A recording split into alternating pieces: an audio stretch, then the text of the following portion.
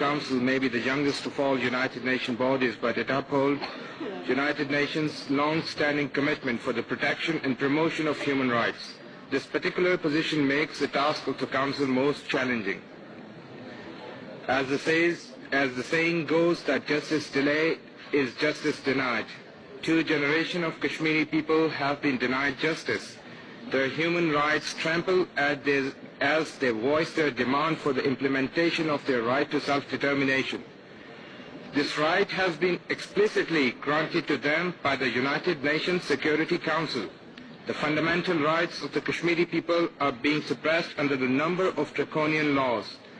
Not a single family in Indian-occupied Kashmir has escaped the tragedies inflicted upon them by the Indian forces. Over 700,000 Indian troops have been granted special powers to flagrantly violate human rights of the Kashmiris. Custodial killings, fake encounters, and disappearances of innocent Kashmiri youth continue unabated. Mr. President, impunity is a rule, not an exception, for the Indian occupation forces in the Indian-occupied Kashmir. Kashmiris are subject to intimidation, searches and seizures, arbitrary detentions and arrests by the Indian security forces. Women are raped and youth killed.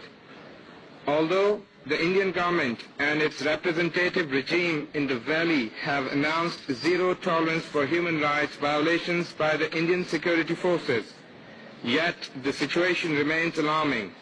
Even the Indian media daily reports cases of custodial killings and fake encounters perpetrated by the Indian security forces. It has been 6 decades that Kashmiris are being denied their fundamental rights. Moreover, they are subjected to every tool of oppression in vogue. The international community should not turn a deaf ear to the violations being committed in Kashmir. It should demand from India to stop violence against the Kashmiris. We also call for the repeal of draconian laws providing a cover to the forces of flagrantly violate human rights in Kashmir.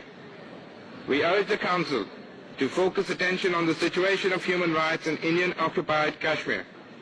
How long will the people of Kashmir continue to suffer while the world panders to Indian propaganda that all is well in Kashmir? I thank